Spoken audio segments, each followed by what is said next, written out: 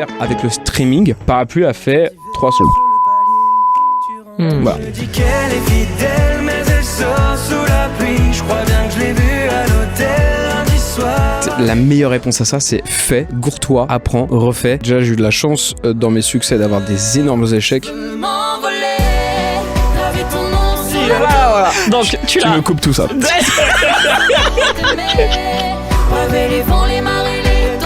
Et si je dois te parler franchement, le plus dur c'était quand j'étais zéro connu et que je faisais mes premiers concerts dans des casinos. Et bah dis-toi, c'est ma première scène, durant ma musique, coupure d'électricité totale. C'est le truc, tout le monde a peur de ça. Ouais. Comment ça va, Jack? Merde, ça boit. Bonjour. Ouais. Ouais, charisme, voilà, ça me définit. On y est. Du coup, dis-moi, Jack, est-ce que t'es né avec la confiance en toi et l'aisance que tu as aujourd'hui ou pas spécialement? Oui. Voilà, question suivante. Allez, ça va être rapide ton truc, non, moi j'ai pas le time là, tu me suis grave. Je te jure. Bah non. Ouais. Je sais même pas si y a des gens qui naissent comme ça, mais en vrai tant mieux pour eux.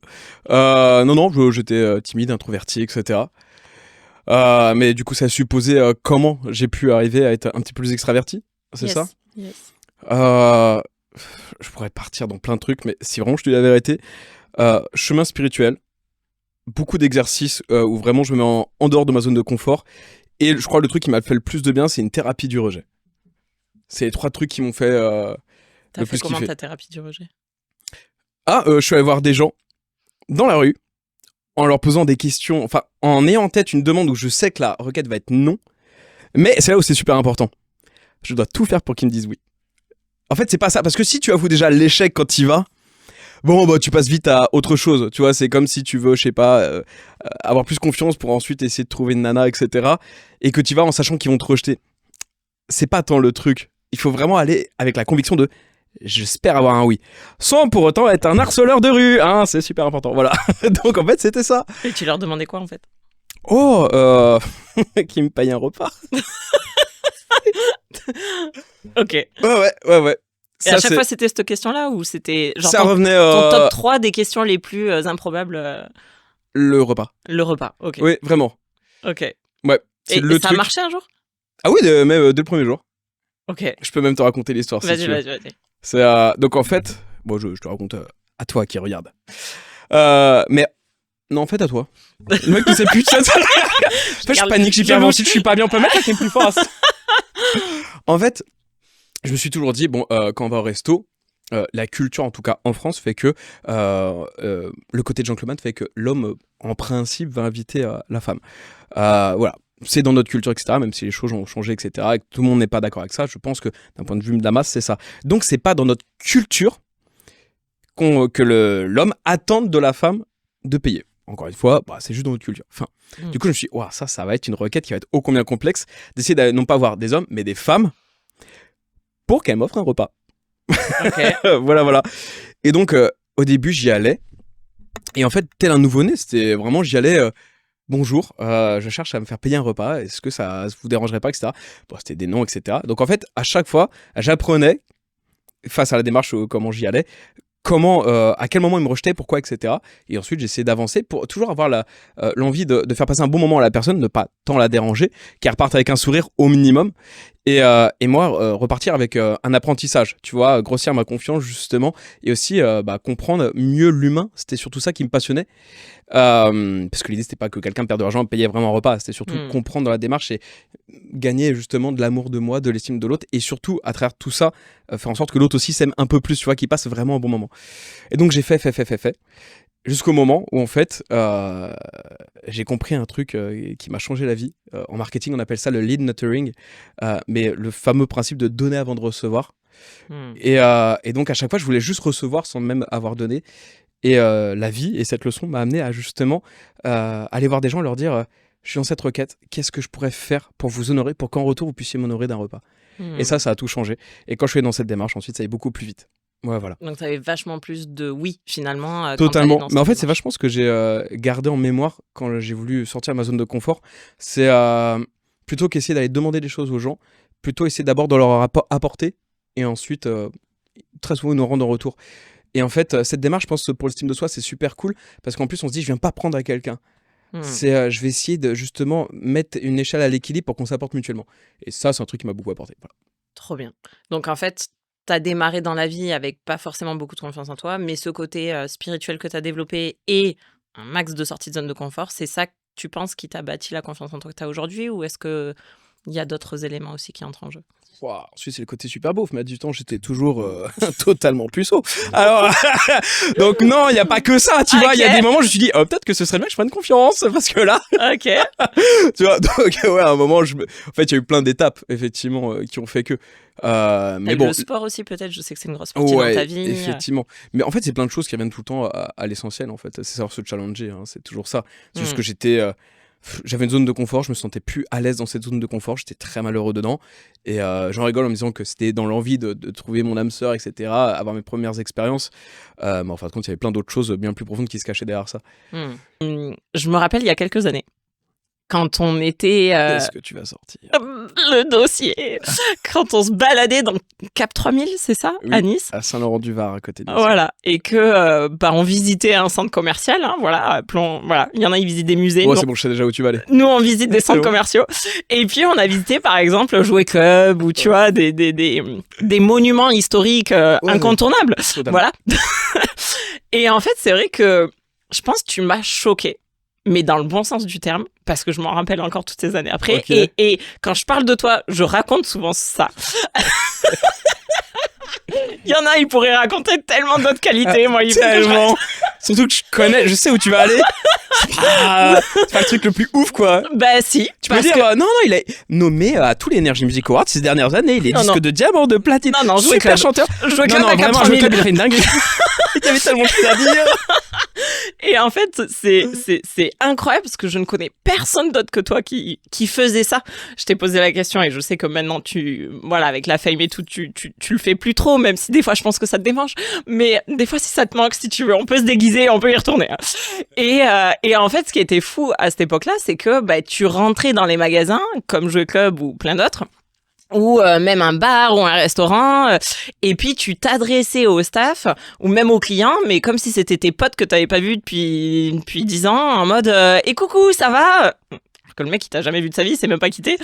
Et tu sais, cette sociabilité mais lunaire que j'ai jamais vue de ma vie chez quelqu'un d'autre en fait, elle te vient d'où? Et c'est quoi le filtre que tu te mets pour être autant à l'aise en fait dans ces cas-là? Parce que je pense que la plupart des gens ils osent pas, surtout encore aux States, ça passe genre yeah bro machin truc, ouais ma chérie je t'aime. Attends, ça fait 2 minutes qu'on s'est rencontrés, tu me connais pas, j'adore ta robe, tu l'as acheté où? Alors qu'en France, limite tu rentres dans un magasin, on te dit même pas bonjour. Et toi t'es tellement à l'antipode de ça, du coup ça te vient d'où et comment tu fais pour pas avoir peur d'être rejeté ou jugé ou tout ça? Bah, la thérapie du rejet. Franchement, enfin, à se faire tellement rejeter, à un moment, tu te dis, mais en fait, style, pas grave. Vraiment. Et c'est ça, en fait, d'accepter. Moi, je l'ai fait à travers plein d'exercices, d'autres peuvent le faire avec la méditation, etc. Moi, je suis vraiment allé sur le terrain, style, allez, rejetez-moi, tu vois. Vraiment me confronter à ça et me dire, c'est ok, tu vois, style, ça m'impacte pas. Mais c'est le truc, en plus, j'ai plein de copains qui l'ont fait. Tout ça a changé leur vie, vraiment, de faire ça. C'est le truc que je conseille à tout le monde. Et ensuite, je t'ai dit, quand j'ai fait ces exercices, j'ai compris à quel point il était important d'honorer les gens pour leur faire passer un bon moment. Parce qu'en fin de compte, au-delà du repas que je voulais qu'on me paye, quoi que ce soit, je t'ai dit, je voulais donner du sourire. C'est tellement contagieux, ce truc. Et en fait, juste, je fais de mon mieux pour donner le sourire. J'essaie de m'adapter. Il y a plein de gens avec qui ça marche pas aussi. Hein. Tu rentres dans une zone où eux, ils sont pas à l'aise. Et quand ils te rejettent comme ça, toi, ton ok. filtre, c'est quoi? Parce qu'il y en a plein, ils le prennent C'est personnellement, ok. Alors, ils se vexeraient. Non. Ça irait en plus à l'encontre de la démarche dans laquelle je suis, où tu vois, je veux utiliser l'ego tel l'outil qu'il est et non pas m'identifier à cet outil, tu vois. C'est un marteau pour planter un clou, mais je suis pas le marteau. Donc en fait, j'ai une représentation mentale de qui je veux être à un moment donné. C'est ce que j'appelle, selon moi, l'ego, mais c'est pas de l'omniscience, hein, c'est ma vision à moi. Et j'ai pas envie d'être attaché à ça. Et donc si quelqu'un blâme le marteau, tu vois, je m'en fous, c'est qu'un marteau. Et ben voilà, s'il blâme l'ego que j'ai à ce moment-là, enfin la représentation mentale que j'ai à ce moment-là, bah c'est qu'une représentation mentale, tu vois, je m'en fiche, c'est pas moi, à un moment donné. Et en plus, ça en dit bien plus sur lui que sur moi, in fine, tu vois, moi j'ai juste essayé de faire mon mieux et j'étais bien intentionné, donc c'est ça qui prédomine. Voilà, mais dans les faits, vraiment, c'est juste, j'aime faire ça parce que je trouve ça optimisé, que la plupart du temps, t'obtiens un sourire, tu fais passer un bon moment et surtout, tu restes inoubliable dans la tête des gens. Et tu vois, la carrière musicale, ça allait très très vite. Il y a 3 ans, je commençais le chant, je chantais relativement pas très bien. Et je te disais, Je me je rappelle. serais numéro 1. Tu vois, je disais, et toi, il est bien gentil, lui. Tu vois, et quelques mois après, j'avais mon premier son, il était numéro 1 partout sur les réseaux. Ensuite, Ouais. j'ai fait Parapluie qui a été disque de diamant, etc. Et ensuite, tous les autres trucs, quoi, en gros. Et tout ça, je pense vraiment, c'est grâce à tout ce que j'ai fait avant qui a donné ce côté un peu inoubliable. Je pense que c'est important, et je dis pas que je suis différent des autres, enfin tu vois, c'est pas à base de qu'est-ce que je suis fort, yes. Non, il y a pas de ça. C'est juste, en fait, je fais juste de mon mieux pour faire passer un bon moment, et en fin de compte, on se rend pas compte, mais c'est assez rare les gens qui font ça, ce qui est un peu tristoun. Du coup, on a tendance juste à se rappeler des gens qui font de leur mieux juste pour honorer les gens, en fait, tout simplement. Quoi. Je pense que la personne qui se laisse affecter personnellement par quelqu'un qui le rejette, Mhm. c'est qu'il n'a pas vraiment confiance en lui et qui base sa confiance en lui finalement sur l'approbation de l'autre. Que toi, comme Ouais. ta confiance en toi, elle est vraiment solide, Ok. c'est pas parce que t'en as un qui te rejette que du coup, tu vas priver les suivants d'aller les voir et de les impacter positivement. En fait, on est tous des humains assujettis à des émotions, à des sautes, etc. Et c'est ô combien difficile pour certaines personnes à certaines périodes de leur vie. Donc en fait, on fait tous de notre mieux. En fait, je pense que le secret derrière ça, c'est juste ne pas se condamner. Je veux dire, même moi encore maintenant, certainement, je fais le teubé avec des gens sans le faire exprès. C'est dans le milieu de la musique, il y en a plus d'un qui vraiment n'ont aucune attache avec moi. Pire même, ils ne m'aiment pas, tu vois. Ils ne veulent, je le sais, ils ne veulent pas partager un moment avec moi. Et tu lui Ils vont comment me ça demander de pas faire les plateaux promos, les télés où moi je suis là. Enfin, Si tu vois, t'es là, ok. où, vraiment, c'est des moments, tu vois, où j'ai mal cerné l'humain. Et voilà, ça arrive.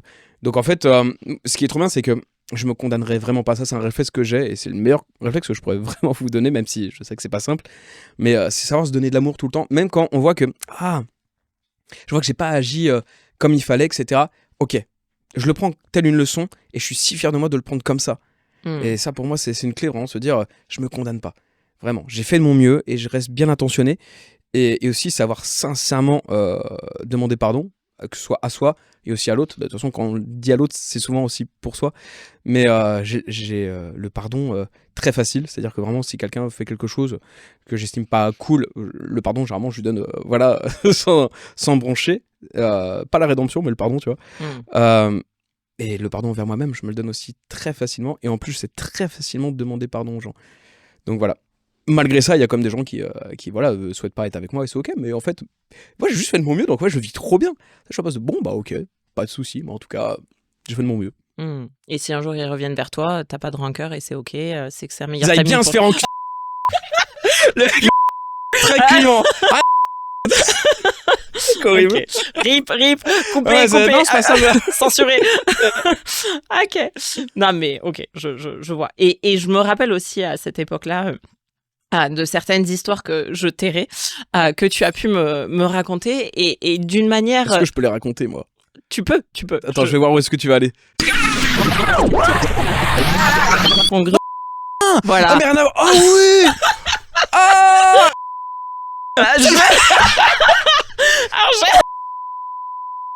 Je me rappelle bien de ça, là, bien sûr. Vas-y. Voilà. Donc tu Tu l'as. me coupes tout ça. Donc la question était, tu es tellement doué à raconter des histoires avec tellement de détails, tellement d'énergie que on le voit alors qu'on n'y est pas. Et je me rappelle de certaines histoires que tu as pu raconter il y Je a vois très bien laquelle. il y a toutes ces années, dont je me rappelle encore. Et justement, comme les personnes qui nous regardent sont là pour aussi apprendre à impacter, inspirer, communiquer, transmettre des messages, quels sont tes meilleurs conseils étant un super raconteur d'histoire sur qu'est-ce qui fait de toi un super raconteur d'histoire, qu'est-ce qui fait qu'une histoire parle, marque et impacte pendant des années. J'ai Peux-tu la nous chance, expliquer? j'ai vécu des drôles d'histoires, donc déjà ça Ça aide. Tu vois ce que je vais te rendre quand tu parles. Donc déjà, ouais, il y a des histoires qui sont plus simples à raconter que d'autres, en tout cas pour animer les soirées. Ouais. Mais l'envie de faire passer un bon moment à quelqu'un. Je pense que c'est toujours le truc qui prédomine, parce qu'en fait, je pourrais dire plein de trucs très théoriques, style il faut savoir faire un ascenseur émotionnel, savoir appuyer les moments quand il faut, savoir parler lentement quand il faut, appuyer, avoir une voix grave, etc. à certains moments, et là d'un coup bam, etc. Faire des hooks, des interruptions de pattern. En fait, tout ça c'est très méthodique, c'est très analytique, et ça fait partie d'un bon storytell, plus de l'identification, bien savoir imager, faire des analogies, bref. Ah, boring, vous avez vu comme je suis chiant là? Voilà. Et bah tu vois ce que je viens de faire. Ok. Là, un ascenseur émotionnel. Dac, tu vois, en fait, c'est ce genre de truc. Mais juste parce que j'ai envie de te faire passer un moment, j'ai envie de faire passer un bon moment à ceux qui nous écoutent. Et donc, en fait, c'est tout ça. Du coup, ça devient assez instinctif. Mais plutôt qu'essayer d'apprendre une théorie sur tout ça, je dirais juste prendre plaisir et passion à écouter des gens qui savent très bien le faire et ensuite juste essayer de faire du mimétisme. Et je sais que sur le coup, je le fais énormément. Dès mes premières scènes, je sais pas si tu imagines ma première scène. Je fais The Voice, c'est 2000 personnes. Et dès que je termine ça, je pète. Première scène, c'est Palais des Sports à Lyon, 7000 personnes. Entre 7 et 9000, je crois. Ok. Première scène, style tiens, allez. C'est bien, Vol, t'as pété, petit t'assumes oiseau. maintenant. Pire encore. Et bah, dis-toi, c'est ma première scène. Durant ma musique, coupure d'électricité totale. C'est le truc, tout le monde a peur de ça. Ouais, le pire qui puisse Mais quand je t'arriver. dis total, et moi, première scène. Ok. 7000 personnes qui font, il fait quoi lui? Style, c'est le fautif. Ok. Et bah, en fait, j'avais tellement répété ça. Et alors, moi, j'adore le faire quand je suis en voiture. Mais j'ai tellement répété ces scènes où vraiment je le faisais, mais style, je parle, etc. Où toutes ces scènes pouvaient arriver. Donc, je m'imaginais chanter devant plein de gens, etc. Je me mettais sur mon balcon. Ou en voiture, mais souvent sur mon balcon. D'ailleurs, mes voisins me trouvaient pour un mec chelou. J'ai peut-être la réponse maintenant, tu vois. Mais j'étais sur mon balcon et je chantais mes trucs, etc. Je jouais avec le public, je l'imaginais avec ça. Je faisais vraiment, je m'en foutais que mes voisins. Et ben, ça m'a tellement aidé. J'imaginais un jour si justement ça se coupe, l'électricité, ce genre de truc. Je l'avais déjà mimé, je l'avais déjà vécu en fait, ce truc, tu vois. Quand en fin de compte, ça a changé ma carrière parce que quand j'ai fait ça, ça s'est super bien passé. Ultra à l'aise avec le public, zéro stress, coupure d'électricité. Je l'avais déjà anticipé un jour, ça dans ma tête, j'avais déjà vécu, etc. Je fais pas de soucis. J'ai commencé à faire scander a cappella les 10-20 premières personnes, tac, taper dans les mains, donc ça enchaînait là, et là t'as 7000 personnes qui ont tous scandé ce que j'étais en train de faire, etc. Ça, ils ont eu le temps de remettre l'électricité, ça a fait Stand Innovation, etc. L'équipe, je peux dire la radio, parce qu'en plus je m'entends particulièrement bien avec eux, ils ont changé ma vie, donc l'équipe d'énergie, du coup, c'était pour eux que je faisais ça. Ils ont particulièrement apprécié. Et du coup, ils m'ont mis, je sais pas si c'est grâce à ça, mais ensuite, j'ai été bien plus appelé dans les dates d'énergie, ce qui m'a permis plus d'exposition, etc. Et ensuite, un masse de thunes, d'argent, etc. Et la vie d'Aloca, tu connais quoi. Ok. Dab. Trop bien. Bah écoute, ouais, encore une fois, je pense que tu l'as centré, pour rejoindre ce que tu disais tout à l'heure, sur eux. Comment est-ce que je peux les servir et leur faire passer le meilleur moment possible et du coup, ils t'ont renvoyé ce que tu leur as dégagé. Ça a fait effet miroir, quoi. Ouais. De toute façon, c'est assez rare que les gens soient hermétiques à de la gentillesse, hein, tu vois. Ouais. Il y en a. Ouais. Mais ça, c'est en privé, je te raconterai ce genre d'histoire. Ouais, dont je me rappellerai pendant 10 ans. Exactement. Ok, trop bien. Et justement, par rapport à tout ça, je sais que t'es trop fort en impro. D'ailleurs, petite parenthèse, pour aujourd'hui, au moins 2 fois, il m'a répété s'il te plaît, je te demande juste un truc, ne me préviens pas des questions en avance, je ne veux rien savoir, je veux tout faire en mode impro. Et qu'est-ce qui fait que t'aimes autant l'impro et qu'est-ce qui fait que t'es autant à l'aise en impro? Parce qu'il y a des gens, en termes de communication, ça les effraie, quoi. Ils ont peur de perdre. Imagine le diapo, il marche pas. Imagine, ils ont oublié leurs notes, ils perdent leurs mots, ils bégayent, ils ont peur de perdre le fil. Qu'est-ce que tu peux leur conseiller, toi, de par ton expérience, sachant que t'es super à l'aise là-dedans? Démerdez-vous. Sincèrement, mais je sais pas si la réponse va tant aider. Mais si moi je réponds sincèrement, c'est que je considère la vie comme un foutu jeu. Et ces moments-là m'amusent, mais follement. Et pourtant, avant, j'en avais tellement peur, mais pareil, je me suis tellement confronté à ça que du coup, pour moi, c'est un jeu, je m'amuse.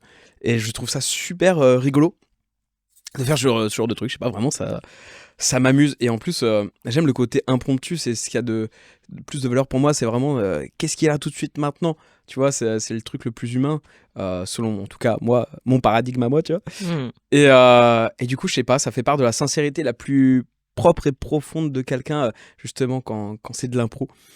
Donc, ça révèle en plus, assez analytiquement, du coup, assez factuellement, où est-ce que t'en es aussi dans ta version de toi, envers les gens, envers la situation, à quel point tu sais l'accepter, etc. Ça dit long.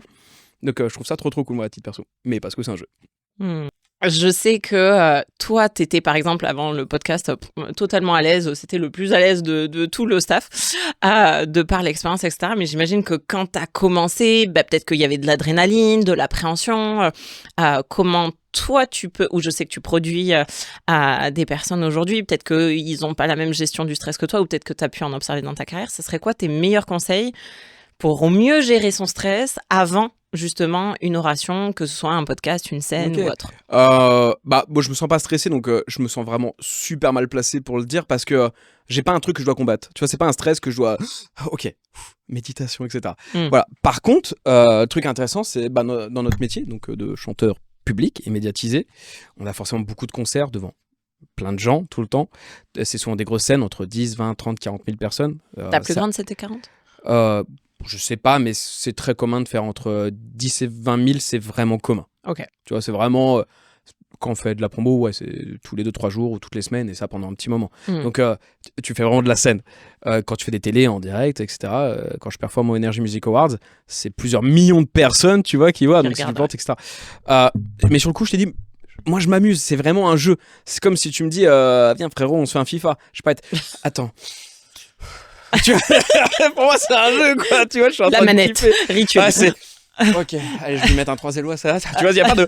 En fait, c'est vraiment, ouais, j'y vais en mode jeu. Par contre, ouais, j'ai beaucoup de confrères avec qui j'ai échangé où c'est pas forcément le cas, même si avec l'habitude, quand même, ça va. Mais tous, en fait, c'est des exercices de respiration qu'ils font. Mais je ne saurais même pas te dire lesquels parce que voilà, je le fais pas. Donc, navré, moi, c'est pas un truc que j'ai à combattre sur le coup.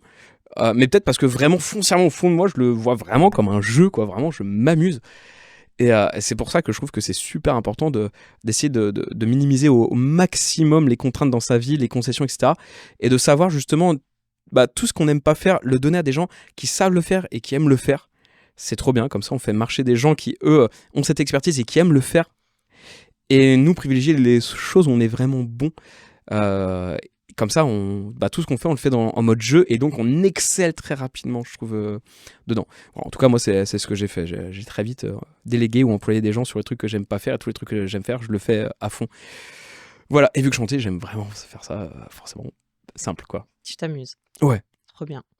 Et est-ce que tu as un petit rituel spécial avant de monter sur scène, la danse du bonheur, la danse de la bonne chance, une intention, une visualisation Je m'échauffe vocalement, quoi. Ok. Voilà, wow, passionnant. Là, je fais quelques échauffements. Sinon, non, je pense que mon rituel, c'est juste toujours la même chose. Ouais, quand j'y pense, je suis en train de le conscientiser en même temps que je te parle. C'est m'assurer de saluer un maximum les gens qui sont là, les équipes techniques, etc. M'assurer qu'ils passent un bon moment eux aussi. Et passer un bon moment, c'est-à-dire ne pas être dans un bad mood. Voilà. Je pense que c'est le truc le plus important. Donc, ouais, mon rituel, en fait, c'est juste de faire en sorte de m'amuser pleinement avant, quoi. De vibrer haut, quoi. Vibrer le plus haut possible pour, du coup, inonder de ta lumière l'audience. Ouais, analogie très spirituelle. Ouais, je T'as vous commencé inonde avec ça. ma lumière. Tenez, prenez un peu de cette lumière. C'est gratuit. Wow. Ah, ok. Et justement, tu parlais de voix et d'échauffement avec tes... Ouais. C'était très mal fait. Ouais, je sais, on est d'accord. C'était le loupé du direct. C'était... Avec le pou. Merci Mélo. Ouais, J'ai pas voulu aller plus loin. Yes. Donc, du coup, je sais que pour un communicant, autant qu'un chanteur, son instrument, c'est sa voix. Et est-ce que tu as des petits secrets de chanteur à partager pour ceux qui font des grosses orations sur plusieurs jours? Ouais, de ouf. Moi, combien de fois ça m'est arrivé, franchement, quand j'ai des orations de plusieurs jours, extinction de voix. Ou alors la voix, la garoue. Ouais, regarde, je te fais une partie théorie, une partie très technique, comme ça, au moins vous saurez Vas-y. le pourquoi du comment. Je commence par la partie pratique. Vous voulez avoir un bon placement de voix sain, qui va vous rendre bien plus charismatique et qui va vous permettre de durer sur plusieurs journées sans aucun souci, en parlant en plus très fort avec un très beau timbre. Regardez, faites l'exercice. Tout le monde ici. Allez, tout Même le monde vous, les ici. gars. D'ailleurs, si vous pouvez vous rhabiller, après, ça me gêne. Tenez une note, peu importe, faites on s'en fout. Voilà. Une fois que vous le faites, juste vous baissez comme ça. Vous allez voir déjà que ça change le passement. On dirait une secte. Donc vous le faites, et ensuite, pour encore plus vous assurer que vraiment c'est bien, vous faites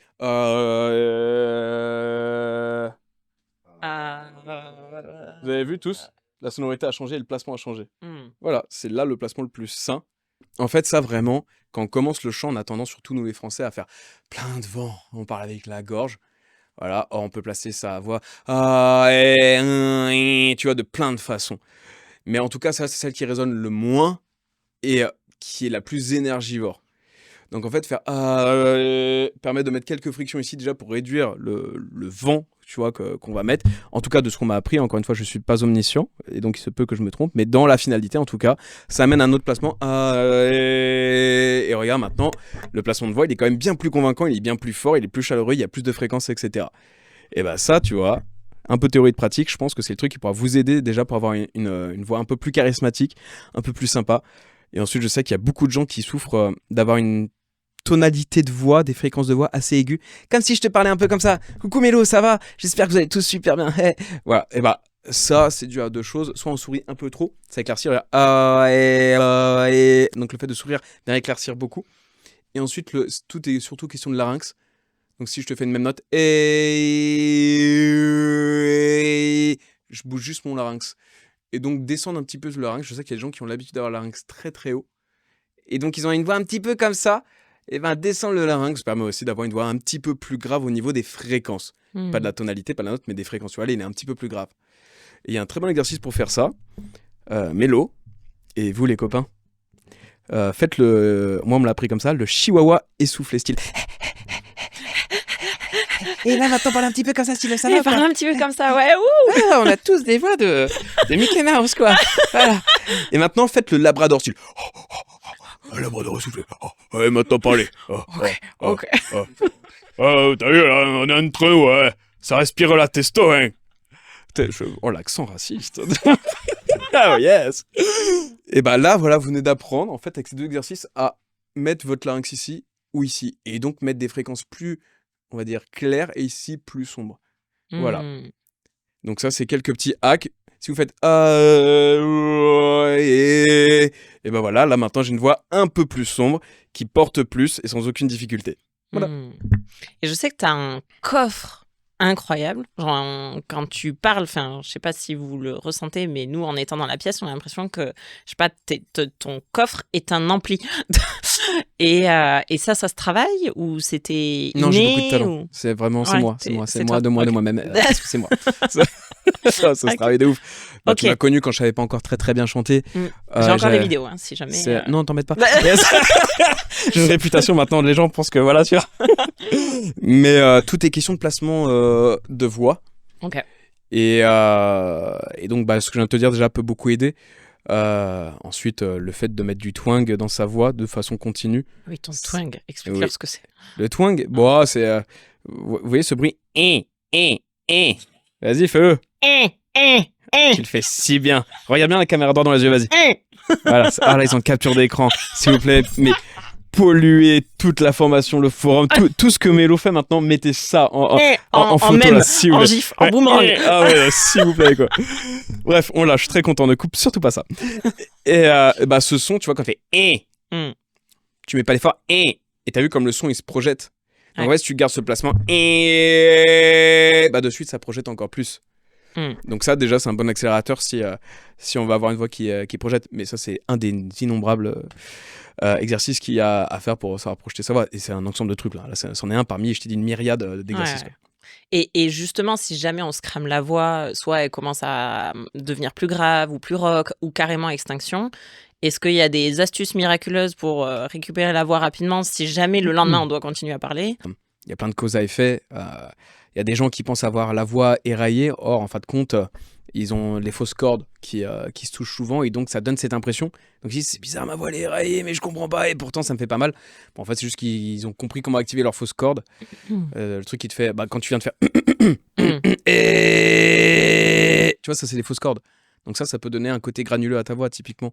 Si ça se trouve, c'est juste que tu vois, t'as pris une mauvaise habitude, etc. Enfin, il peut y avoir plein de trucs et si ça se trouve, justement, t'as trop gueulé, là t'as vraiment hérité tout ce qui est censé bien marcher, donc il y a plein de choses. Et justement, en tant que professionnel du chant, qui chante pas que dans un studio, mais qui chante aussi devant des foules, comme tu nous l'as dit tout à l'heure, c'est quoi tes plus grands secrets pour arriver justement à captiver les foules, je sais qu'ils chantent avec toi pour les impliquer. Enfin, j'imagine t'es pas tout droit comme un piqué avec ton micro devant 40 000 personnes.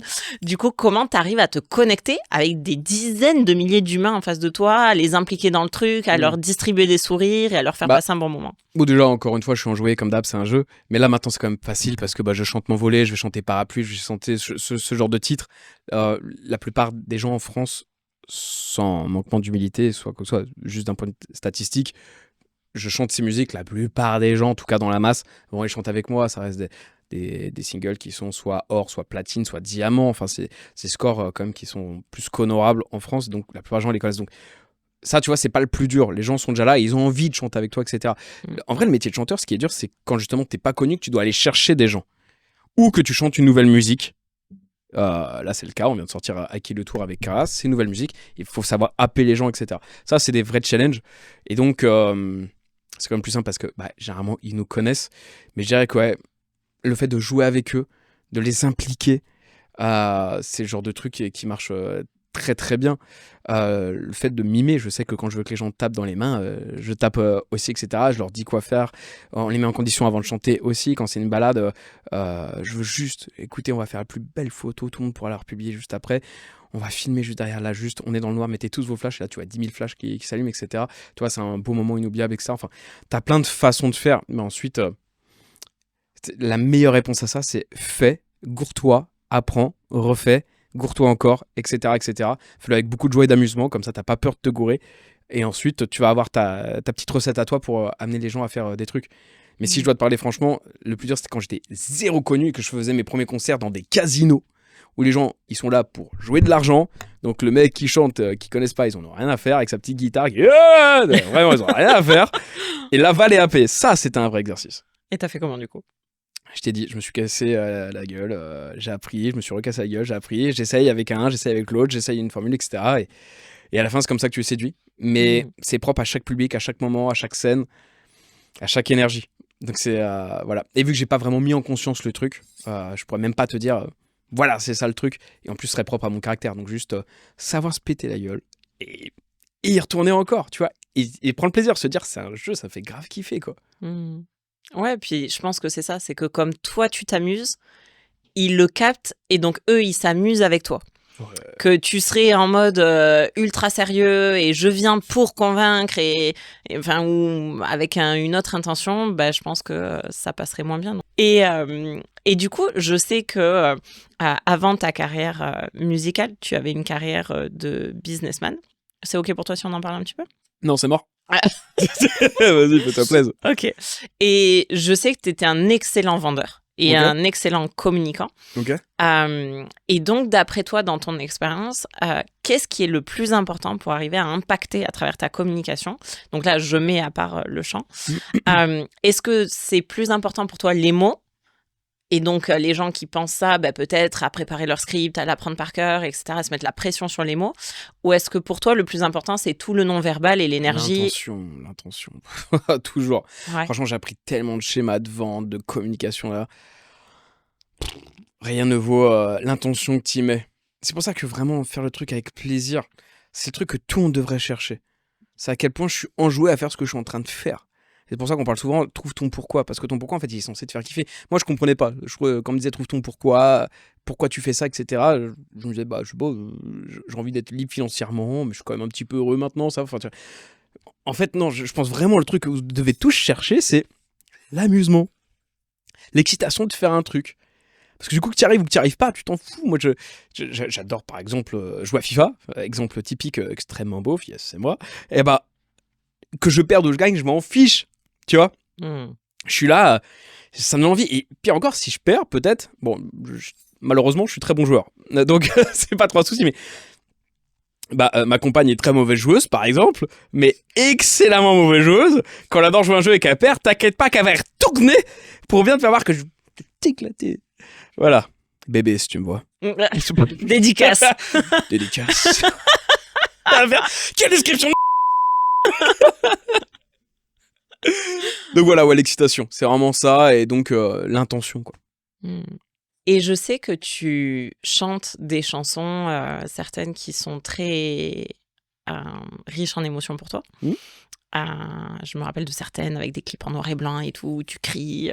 Ouais, totalement. Ouais. Et comment t'arrives sur scène à gérer tes émotions? Tu sais, parce que des fois, quand tu partages comme ça des moments, je me rappelle ton histoire avec Vianney aussi, enfin, c'est des histoires super perso, intimes, délicates. Et est-ce que des fois, t'as l'émotion qui monte et comment t'arrives à la gérer pour qu'elle s'entende dans la voix, que tu la retransmettes à travers ton cœur et ton énergie, mais sans craquer et te décomposer et demander 15 boîtes de bouchoirs non je craque, hein. plus? Tu craques? Ok. Oh, le nombre de concerts où je fais la musique sur... Il y a une musique sur ma maman, Ouais. qui est décédée. Je crois qu'il y a une seule fois où j'ai pas pleuré. Sur toutes les fois, je l'ai chanté. Et je l'ai quand même pas mal chanté, cette musique. Il y a qu'une seule fois. D'ailleurs, je me suis fait la remarque à la fin. Oh. Je suis Seigneur, cassée. en fait, le deuil est fait. Non, mais en plus, c'est ça le pire, c'est que quand je pense à ma mère, c'est tout sourire. Enfin, vraiment, j'ai eu un deuil extraordinaire. J'étais avec ma maman jusqu'au dernier souffle et c'était incroyable. Enfin, vraiment, elle est partie en paix et tout. Donc, tout était cool. Mais c'est vrai que ouais, ça ramène à certaines choses. Et je trouve, en fait, c'est un peu ça. Chanter, c'est se mettre à nu. Donc, c'est savoir s'accorder le fait que je suis vulnérable. Et je trouve qu'il n'y a pas plus belle chose que montrer sa vulnérabilité aux gens, en fait. Enfin, je suis rien ni personne, je suis juste un petit gars qui fait de la musique et donc c'est pas parce que je suis médiatisé ou que ça fait de l'argent ou je ne sais qu'est-ce que je suis au-dessus des autres ou que je sais mieux faire que les autres. Non, bah, j'ai des émotions et puis je vous les délivre aussi comme je les vis. Hein. Donc en fait, il n'y a pas de je dois gérer mon émotion, etc. Non, c'est je la vis pleinement et si elle doit sortir comme elle sort, elle sortira comme elle sort. Juste comme je me condamne pas, je suis full ok. Et il y a déjà une fois où vraiment j'ai tellement pleuré que la musique a commencé, j'ai dû chanter peut-être 15-20 secondes max. Le reste, j'ai rien chanté. Les gens m'ont vu pendant 3 minutes pleurer. Ok, incroyable. M'en fous, ils ont payé. T'as ça le Ok. molle. J'allais dire un truc super touchant en mode ouais, ça doit t'humaniser. Les gens, ils doivent se dire oh là là, il est tellement humain. C'est si mauvais, t'avais les choses ça. Mais parce que justement, faut savoir décontenancer. Mais en vrai, ouais, voilà. Et ce qui est incroyable, là, je reviens en mode sérieux, voilà. Mais ce qui est incroyable avec ça, c'est que encore maintenant, on me parle de ce concert. Et encore maintenant, quand on me parle de ce concert, on me parle de ce moment. Pour les gens, c'était le plus beau moment du concert. Et ouais, t'étais vrai, t'étais entier, t'étais animé Ouais, émotionnellement. c'était le moment le plus vrai, vraiment où il y a aucun filtre. Ouais. En plus, il y avait ma famille, il y avait, je crois, mon père et ma sœur ce jour-là. Ils ont pleuré avec moi. Je les voyais, tu vois, c'était une salle assez intimiste, moins de 1000 personnes, je pense. Ils ont pleuré avec moi. Du coup, tout le monde s'est mis à chialer. Donc, dès que je regardais plus ma sœur ou mon père qui pleurait pour essayer d'arrêter de pleurer, je voyais d'autres gens qui pleuraient aussi. Je vais regarder les rideaux. Ouais, mais c'était un grand moment. Un grand moment. Et je dis, encore maintenant, c'était il y a peut-être 2 ans ce concert, on m'en parle encore. Et qu'est-ce que tu penses des mecs qui sont en mode ouais, non mais pleurer c'est pour les fillettes, moi je veux garder mon ego, ma virilité. Ils ont raison, c'est ça les bonhommes. Qu'est-ce que je te dis c'est pas parce que je partage pas cette croyance que cette croyance elle est pas juste en tant que telle, tu vois. En fait, si eux ils sont heureux comme ça et que ça impacte pas négativement d'autres personnes, bah grand bien leur face. Hein, tu sais, moi je l'ai dit plusieurs fois, mais je le crois sincèrement. Je suis pas une omniscience. Je pense que personne l'est en tant que tel. On a tous nos croyances, on a tous nos vérités. Tant qu'on arrive à cohabiter avec, c'est le feu, quoi. Trop bien. Mais toi, le fait de pleurer t'impacte pas dans ta virilité ou dans ta confiance en toi ou... Ah non. Non. Au contraire, je suis même trop fier de moi parce que je me dis, je montre ma vulnérabilité. Donc, tu vois, je suis vraiment qui je suis à l'instant T sans faux semblant. Et pour moi, c'est vraiment de l'intégrité pure, quoi. Je suis vraiment intègre avec ce qui est important pour moi, etc., ce qui a du sens pour moi. Et donc, il n'y a pas de privation de qui je suis à ce moment-là, quoi. Donc non, moi, au contraire, je dirais même plus une fierté. Voilà. Mais c'est totalement ok que certains vont dire, oh, la fiotte, tu vois. Ça. Franchement, vraiment, c'est ok. Trop bien pour eux, quoi, voilà. Ok. Et je voulais te demander aussi, je sais que tu as eu une très belle réussite dans tes affaires avant de démarrer la musique. Limite, tu aurais pu prendre ta retraite pour les 14 générations après toi et tu t'es dit, allez, je vais me faire un kiff. Et si je devenais chanteur, genre, je me suis levé un matin et allez, je me fais un nouveau défi, sortie de zone de confort. Okay. Et ton défi a très bien marché. Mais voilà, tu as connu du coup la réussite financière, les villas, les voitures, tu m'en parlais encore tout à l'heure, la fame aujourd'hui, monter sur scène devant des milliers de personnes, être connu, machin, tu marches dans la rue, on te reconnaît. Comment tu gères ton ego dans ces situations-là pour rester, pour garder l'humilité que t'as et rester toi-même, en fait? Bah, déjà, j'ai eu de la chance dans mes succès d'avoir des énormes échecs. C'est peut-être là ma plus grosse chance, c'est que je me suis brûlé les ailes. Hein. J'ai été un mec arrogant à souhait. Et ça se trouve, je le suis encore à certains moments, tu vois. C'est probable. Mais je l'étais vraiment de façon assez continue à l'époque. Donc, j'ai vécu ce côté-là d'une personnalité que j'ai eue à un moment donné. Donc, j'ai pu l'expérimenter. Donc, je vois que bah, ça m'a pas apporté, ça n'a pas apporté aux autres. Donc déjà, il y a ça, ce recul-là. Ce qui est cool, c'est comme tu le dis, bah, j'étais entrepreneur avant, c'est pas un truc que j'aborde au quotidien. Bien que j'ai pas de tabou face à ça, c'est juste, bah, je parle souvent musique, tu vois, donc mes réussites passées, qu'est-ce qu'on s'en fout, tu vois. Mais tant qu'on aborde le sujet, bah, là, j'ai envie de te dire, quand j'ai fait ces succès, bah, j'ai eu de l'argent, et donc j'ai connu ça avant la notoriété. Je le vois chez mes confrères, bah, très souvent, c'est des gens qui n'ont pas de patrimoine, pas de finances, quoi que ce soit. Et donc, ils ont une attache vachement émotionnelle et même un peu négative, selon ma perception, de la carrière. Parce que si elle s'arrête, c'est tout leur train de vie, c'est tout leur patrimoine qui s'arrête, etc. Surtout qu'ils n'ont pas d'éducation financière. Donc, en fait, moi, déjà, j'ai eu cette chance aussi de bah, ouais, avoir eu un confort avant et donc d'attaquer ça en mode vraiment plaisir. Mais parce que je t'ai dit, ce qui guide ma vie, c'est le plaisir à fond. C'est vraiment, je veux être dans la joie, dans la bonne humeur et apporter que ça autour de moi. En tout cas, faire de mon mieux pour ça. Et donc, c'est passé, bah, effectivement, par, avant, entreprendre, passer par plein de trucs que je voulais faire et pas faire pour mieux me comprendre et avoir un espèce de confort financier derrière. Mais ne pas tomber dans l'ego du gars, etc. Bah, je t'ai dit, pour moi, c'est plus simple parce que j'ai connu des succès financiers avant de la notoriété. Je me suis bien pété la figure, donc j'étais bien seul après. Je me suis bien, wow, tu vois, style, ah ouais. Donc, il y a ça aussi. J'ai connu plein de trucs et juste, bah, j'ai eu peut-être la lucidité d'apprendre des choses j'ai vécues, que je voulais plus vivre. C'est juste ça. En fait, quand tu as des patterns, c'est quoi, c'est peut-être le truc le plus important que je peux dire là, c'est quand tu as des patterns qui se répètent dans ta vie, c'est que en fin de compte, au fond de toi, il y a des trucs. Ouais, c'est au fond de toi, il y a des trucs que t'as pas encore changé, même si tu penses avoir changé. Et c'est un super indicateur. Tu vois, mais plus les patterns se répètent, plus ça veut dire que t'as pas compris un truc. Et que même si t'as changé des trucs, c'est pas encore les bons trucs que t'as changé. Bon, encore une fois, c'est ma croyance, ça ne reste que ma vérité à moi. Donc voilà, bah, j'ai expérimenté plein de trucs, j'ai eu une fast life à mort. Et ça m'a permis aussi d'apprendre tout ça. Donc, en fin de compte, là, maintenant, soit l'argent ou la notoriété, parce que c'est l'argent dans la musique, il y en a beaucoup. Surtout que moi, je suis mon propre producteur, donc je vais pas faire le gars pour le bébé, s'il vous plaît. Non, faut arrêter. En plus, vous pouvez savoir assez facilement, approximativement, combien gagne un chanteur ou un producteur, etc. C'est quasi public quand on connaît les choses.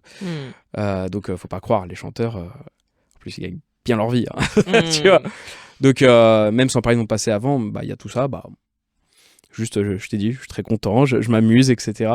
Et puis surtout, je pense que, vu que j'ai connu les deux, je suis très content et très reconnaissant et très admiratif des gens qui gagnent de l'argent.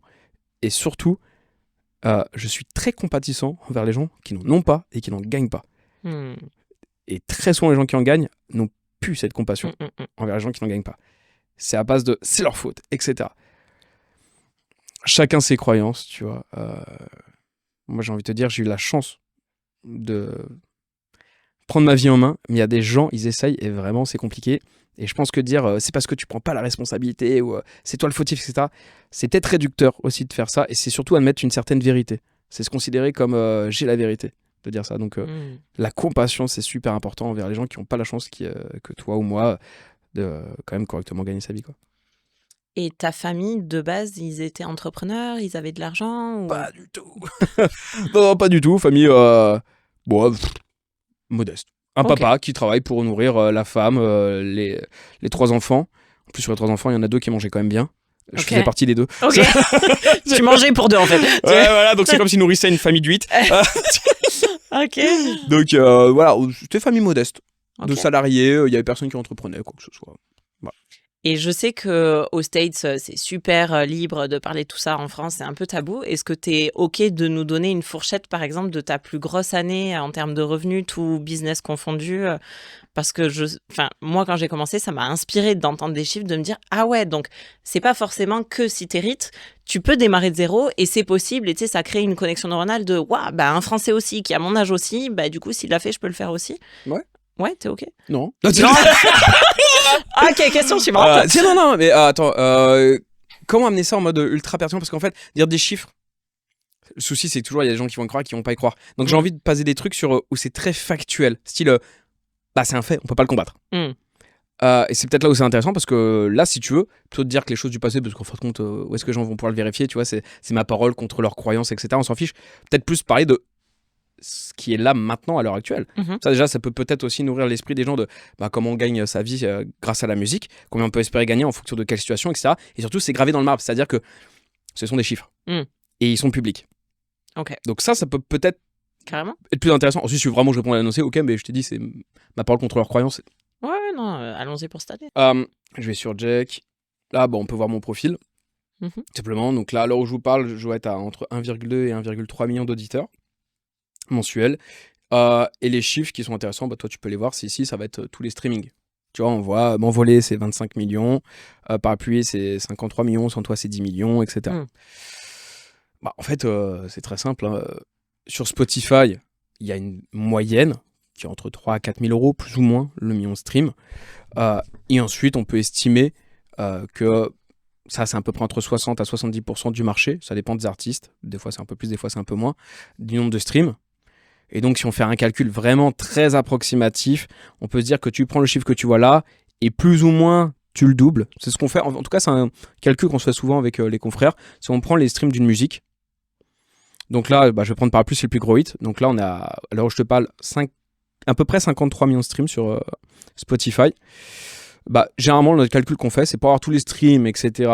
YouTube, Deezer. Ouais, et de les tout autres. confondu. Ok. Je vais faire 52 millions x 2, tout simplement. C'est ce qu'on fait. Ce qui nous fait donc 104 millions. Voilà. Et donc, on va prendre ce 104 et on va faire x 3600. On retombe tous plus ou moins sur ce chiffre. Mm. Donc, c'est des trucs que tout le monde peut faire, là, en fait. Voilà. Même vous. Et vous pouvez déjà voir. Donc là, je fais 104 x 3600. Tu peux voir qu'en chiffre d'affaires, avec le streaming, Parapluie a fait 374 400 euros. Mm. Voilà. Bon, une chanson, mais Voilà. sur. Si je suis la vérité, Ouais. ça fait plus. C'est vraiment. Voilà. Je te parle en streaming. Ensuite, donc là, tu vois, ça, c'est le chiffre d'affaires de cette chanson. C'est pas forcément ce que moi je touche parce que je suis en coexploitation avec ma maison 10, donc on se partage ce chiffre. Voilà. Ensuite, il y a aussi les royautés. En tant que producteur, donc les droits voisins, il y a la SACEM, la DAMI, la SPIDAM, il y a plein de trucs. Mais en gros, plus tu passes à la télé, à la radio, et plus forcément tout le monde se fait de l'argent. En principe, je crois aussi que c'est public, les chiffres à la radio, mais pour vous faire simple, Parapluie a dû faire à peu près 900 millions de contacts. C'est-à-dire qu'en gros, il y a 900 millions de personnes, on estime à peu près 900 millions de personnes qui l'ont écouté à travers la radio, par exemple. Mm. Voilà. Je confirme. Un jour, je faisais mes courses et j'étais là, mais c'est Elle Jack. fait partie du top 10 français pendant des mois, Ouais. et même, je crois, top 3 à un moment, peut-être même top 2, top 1, je sais plus. Je pourrais dire de bêtises, mais bon, c'est un des sons qui a le plus tourné il y a un an ou deux. Et ça, je crois que c'est censé être public aussi, on peut l'avoir sur le Yacast. Généralement, encore une fois, c'est très approximatif, il y a plein de variables, etc. Mais si on voit que c'est 900 millions de contacts, on peut dire que ça fait à peu près 900 000 euros de SACEM. Mm. Voilà. Généralement, on enlève les zéros et ça fait plus ou moins ça, à redistribuer entre ceux qui ont écrit, ceux qui ont composé et ceux qui ont produit, qui ont les éditions, etc. Donc il y a plein de choses. Et les droits voisins, j'ai peur de mal les expliquer, donc je ne sais pas vraiment comment l'expliquer. C'est tellement hasardeux que ça, je pourrais pas dire, mais encore d'autres sources, etc. Mais tu vois, on peut voir que si tu es auteur, compositeur et producteur de ta musique, un titre qui est comme Parapluie et single de diamant, tu vois, et là, je vous donne vraiment des chiffres qui sont vérifiables. Voilà. Je regarde aussi ici parce que on a des spectateurs qui sont à poil. Et Arrête, ils vont finir par nous croire. Oui. À la fin, on vous montre, hein, promis. Là, vous pouvez voir si quelqu'un est producteur, auteur, etc. On peut voir qu'avec une musique, si elle marche bien, c'est quelqu'un qui peut faire certainement entre 1 à 2 millions dans sa poche. Mm. Comme ça, au moins, tu vois, ça c'est plus factuel et c'est un truc qu'on peut pas trop combattre. C'est marbré. Ça reste des approximations, hein, bien évidemment. Mais voilà, ça on peut voir. Donc ensuite, calculer en fonction des titres, etc. Moi, je peux vous dire, je suis producteur de mes musiques parce que je peux les financer.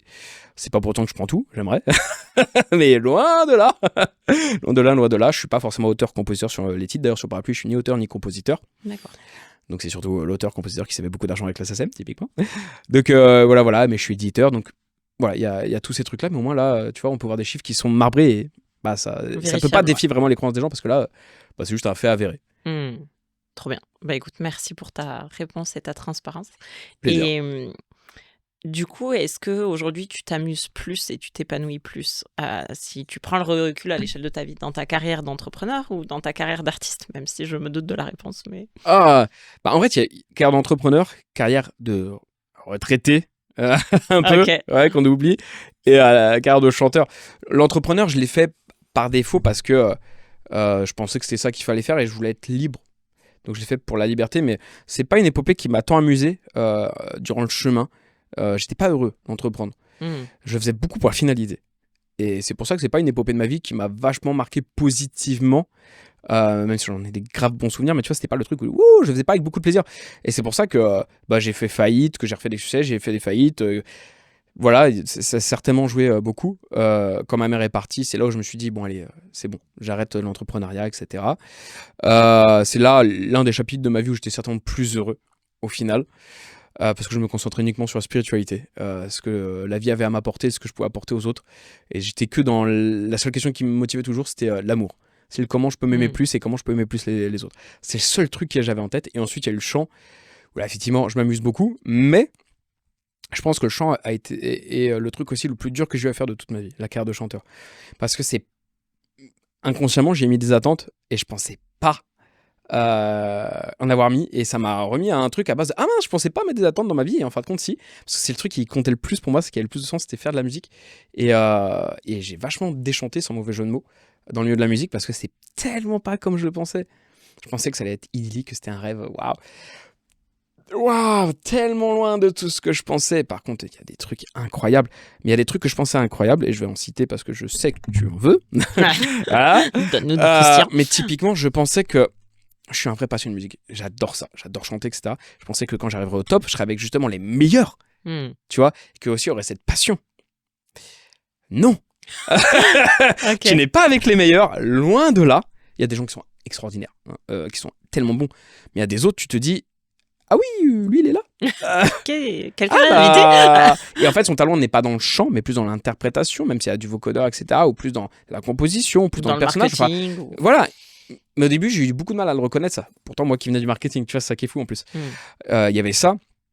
Ensuite, faut bien se dire, il y a un nombre de places limité en radio, en télé, etc. Donc quand tu es là, ça veut dire que c'est quelqu'un d'autre qui n'est pas là. Et donc, il y a un esprit quand même, un petit peu de concurrence à certains moments. Et ça m'a vachement brusqué de me dire, on n'est pas tous copains en fait. Tu vois. Donc, ce genre de trucs. Je pensais que le succès, c'était un truc super cool. Il y a des côtés incroyables. Je suis pas là à base de « Oh, nul ».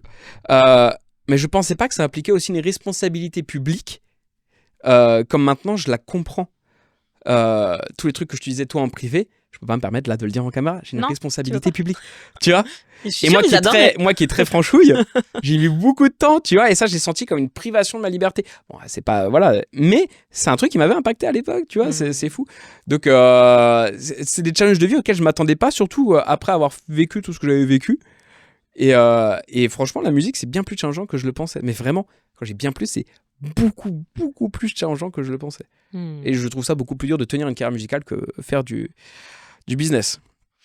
Et du coup, pour tes deux réussites, qu'elles soient dans le business ou dans la musique, est-ce que tu penses que c'est corrélé justement à ta confiance en toi et au fait que tu sois un super communicant? Est-ce que tu penses que t'en serais arrivé là dans ces deux domaines si t'avais pas eu confiance en toi et si t'avais pas eu cette aisance dans ta communication? Ce serait un manquement d'humilité de dire oui, enfin de te donner une réponse sincère. Et je suis pas médium, donc en plus je peux pas voir dans l'avenir, tu vois, j'en sais rien. Et je peux pas trop revenir sur le passé. C'est compliqué comme question. Je pense que forcément ça a aidé, mais j'ai pas une certitude absolue. Dans mon ressenti, en tout cas, je trouve que le truc qui m'a le plus aidé, c'est le faire avec beaucoup de joie. Vraiment, comme je dis, ça c'est le truc qui revient tout le temps, mais bon Dieu, faites les choses avec beaucoup de joie. Vraiment, il faut que ce soit le truc moteur, tu vois. Et le deuxième, sans ego, je sais pas si c'est le bon terme, parce qu'en plus chacun a un peu sa définition de chaque terme et d'ego, etc. Mais du coup, faire le truc en n'ayant pas peur du regard des autres et en y allant tel un nouveau-né. C'est peut-être le meilleur conseil que je pourrais te dire quand je dis y aller sans ego. C'est un nouveau-né, tu vois, un nouveau-né, il sait pas ce qui est bien, ce qui est pas bien, et donc il va juste faire et il va apprendre sur le tas. Jamais en se blâmant, tu vois, un bébé, quand il tombe, il va pas dire « Oh, je suis nul !» Tu vois, il n'y a pas de ça. Tel un nouveau-né. Et donc, toujours ce truc, il y a une phrase, je sais que tu sais très bien quelle est la phrase que je dis tout le temps. Enfin, c'est pas la Quelle phrase. vie. Voilà, c'est 2 mots. Non, attends. Ah, quelle vie. Explique-leur la définition de ça. Je l'ai même mis dans mes incantations, s'il te plaît. C'est vrai? Bye, Jack. Ah ouais, trop cool. Dès qu'on s'est rencontrés, à chaque fois, je me posais, mais toutes les 5-10 minutes, et je faisais quelle vie. Au point où ça en était relou, genre 112 fois par jour. Quoi. C'est bon, Zach. On a compris. Non, mais ouais, c'est le truc, en fait. Et en fait, si tu veux, le quelle vie résume bien tout ce que j'ai fait dans la musique. C'est-à-dire que même quand on me disait ça, c'est pas bien, je fais quelle vie. La chance qu'on me dise que c'est pas bien, là, je vais progresser grâce à ce conseil. Tu vois, c'est ce truc de. Mais tel un nouveau-né, il voit un papillon, il fait. Il se met à 4 pattes, il tombe, il fait style, je peux tomber. Tu vois, c'est ça, tu vois, il considère pas l'échec. Tu vois.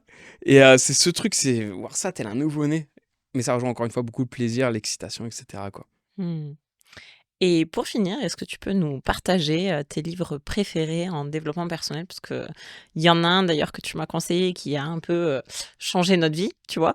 Il y en a 2 que je t'ai conseillé. Et le deuxième, je l'ai aussi. Voilà, et, le premier, mais c'est celui mon livre de chevet, c'est celui que j'ai tout le temps, peu importe. Et je l'ai beaucoup fait lire à ma compagne aussi. C'est Nouvelle Terre d'Eckhart Tolle qui est pour moi ma référence dans mon prisme d'esprit à l'heure actuelle. Ça reflète beaucoup ce que je pense être pertinent pour l'humain. J'insiste, ça reste que mes croyances. J'ai pas envie de faire, comment ça s'appelle, du prosélytisme, comme ça, quand... de la propagande, en tout cas. Voilà, c'est juste un truc qui, moi, m'a beaucoup apporté. Et tous les gens à qui j'ai donné, a priori, ça va apporter du bon. Mais bon, je dis pas que c'est mieux ou moins bien qu'un truc, quoi. Voilà. Et le deuxième livre, c'est Comment gagner au jeu des échecs amoureux, je crois, c'est ça, de Pascal Piquet. Qui t'a beaucoup aidé, peut-être à toi et quelqu'un d'autre qui est encore une fois nu. C'est vraiment le running gag qui arrive, on va pas s'arrêter. Ouais, et ça, je me rappelle quand on s'est rencontrés, on en a beaucoup parlé de ce livre. Et, je me rappelle de toi qui a loupé ton train ou ton avion, qui revient chez moi, qui se met dans mon canapé et qui refeuille ce livre et qui dit c'est dingue ce livre. T'es là, c'est dingue. Je vais trouver mon roi. C'était incroyable. Et force est de constater qu'en tout cas, t'as trouvé une personne très charmante et aux atouts flatteurs. Il est là, il fait. Il est content. Il est très content. Bref, voilà. Donc ces 2 livres, c'est ceux que je recommanderais les yeux fermés, mais parce que moi, ils m'ont beaucoup apporté et a priori à toi aussi. Voilà. Et est-ce que tu aurais un petit mot pour la fin à leur adresser, pour eux qui te regardent et qui aimeraient... Bon, déjà, le traditionnel grand merci de m'avoir octroyé de la valeur, du temps, une écoute active et des questions aussi pertinentes. Mais toujours ce rôle d'intervieweur-interviewé, je trouve ça toujours dommage que toi aussi qui as tout écouté, on t'interviewe pas. Donc du coup, je vais me permettre une seule question. Mais face à tout cet entretien qu'on a eu, c'est quoi les 3 plus belles choses que tu as appris là à travers et ton écoute et tes questions et tes états de pensée aussi avec tout ce qui a été partagé là? Déjà, je retiens l'intention que tu mets, où tu l'axes en fait vraiment sur ton audience, qu'il soit 1 ou qu'il soit 40 000, tu axes sur eux et pas sur toi. Et je pense que c'est ça qui fait vraiment qu'ils passent un aussi bon moment et que je pense que c'est ton truc. Je dirais aussi le fait que tu t'amuses, la joie, quelle vie. Si ça tu me l'avais pas dit, je fais t'as pas écouté ça. C'est ça, c'est vraiment ta signature. C'est cool que tu le partages aussi du coup, trop bien. Ouais, c'est vraiment ta signature et puis c'est ton pétillant, enfin. Et puis j'allais dire je t'ai jamais vu énervé, mais peut-être que quand t'es énervé ça dure 14 secondes et allez et encore je me rappelle même pas t'avoir vu énervé quoi. Je fais pour l'exercice. Souvent quand je m'énerve c'est parce que j'estime que c'est le truc le plus pertinent là à faire pour calmer quelqu'un, ce genre de truc, et dès que j'ai fait je regarde tout le monde, je fais c'était pas mal. Voilà. C'est ça. Je suis d'acteur. C'est pas une émotion qui reste en toi en fait. Je sais même pas si elle te traverse, ou en tout cas en mode quand elle me paraît pertinente, si c'est assez rare parce que c'est rare, je trouve que c'est mais ouais. Donc la joie et le troisième, de faire quelque chose qui te plaît, qui rejoint un peu la joie, mais je veux dire professionnellement, de pas faire les choses pour l'argent, mais de le faire par passion, mission de vie, fun, plaisir. Du coup, j'ai envie de te poser une dernière question, je suis désolé. Dis-moi. C'est quoi le meilleur conseil que tu as à me donner là, comme ça? Ah. Ah, merci. L'impro. Allez, à bientôt. C'était. Ok, donc exercice sorti de zone de confort. Vive l'impro. Merci, Jack. Plaisir. Allez. Un conseil à te donner. Ah oui, si, un truc auquel j'ai déjà pensé. Ça serait dans tes chansons qui sont incroyables. Je rêverais en fait qu'en France, alors je sais pas si c'est toi directement ou les personnes que tu produis ou tes collaborateurs ou confrères, mais qu'il y ait encore plus de chansons riches en développement personnel.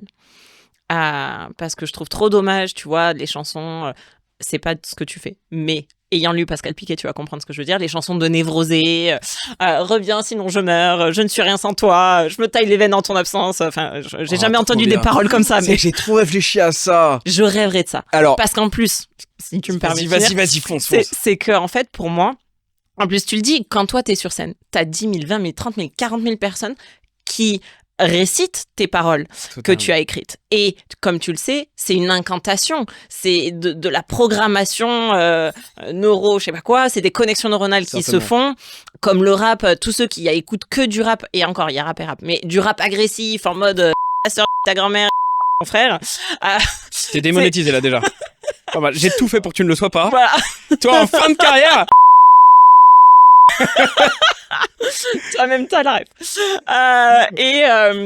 Et en fait, par exemple, les gens qui écoutent du rap vraiment vénère, mais tu le sens qu'ils sont vénères tout le temps, tu sais, puis ils le chantent, ils connaissent les paroles par cœur, ça déteint sur eux. Et je pense que des paroles de Névrosé, sans citer des très grands noms que je chante moi-même et que j'adore, mais ben tu sais, tu te mets à croire que c'est normal d'être malheureux quand il y a une séparation, quand quelqu'un te manque. Que je rêverais en fait d'un monde peut-être de bisounours, mais de chanteurs qui ont conscience de ça et qui se demandent, comme tu le disais tout à l'heure, comment je peux impacter positivement mon audience, pas seulement dans l'instant présent court terme de on va chanter des paroles et se connecter et passer un bon moment et rigoler, mais même dans l'impact cellulaire et connexion neuronale que je vais avoir sur lui sur le restant de sa vie, des chansons qu'il va réciter par cœur, même dans sa voiture, sous sa douche, etc. Donc le plus bel impact que tu puisses amener dans cette industrie musicale, en tout cas francophone, je pense que ça serait ça, parce que toi, t'es ouvert d'esprit, et toi, t'es branché sur ça, et toi, t'as du dev perso, et toi, t'as conscience de ça. Voilà. Trop bien. Et bah écoute, merci pour ça. Et je te partagerai en off ce que j'en pense, parce que sinon les gens ils vont dire oh, il y en a marre qui parlent là. Mais en vrai, c'est une réflexion que je me suis faite. Et pour te la faire très courte, je pense que c'est comme quand tu veux vendre un produit, faut donner à la personne ce qu'elle veut et en fin de compte lui délivrer ce qu'elle a réellement besoin. Et je pense que les gens ont besoin d'entendre ça pour ensuite s'intéresser peut-être à la personne que tu es et comment tu as vraiment vécu l'histoire, pour en fin de compte s'apaiser et se dire ah mais attends, c'est quelqu'un qui a vécu ça comme moi et regarde maintenant ça l'atteint plus, il est plus névrosé face à ça. C'était mon histoire typiquement avec Vianney et ça m'a beaucoup aidé.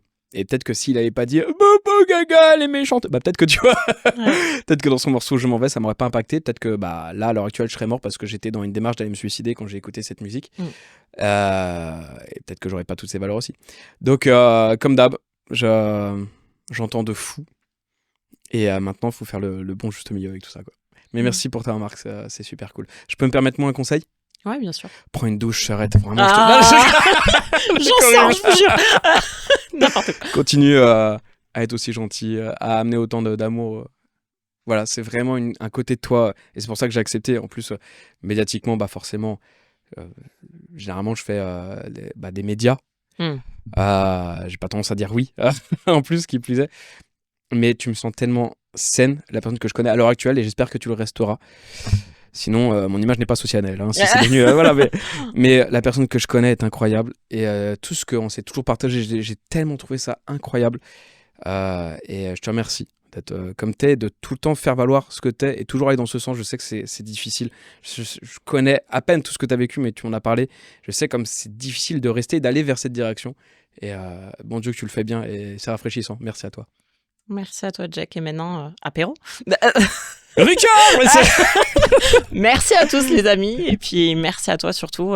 Merci beaucoup. T'es incroyable et j'ai trop hâte de partager ce replay à un maximum de monde et qui puisse impacter un maximum de vie comme d'habitude.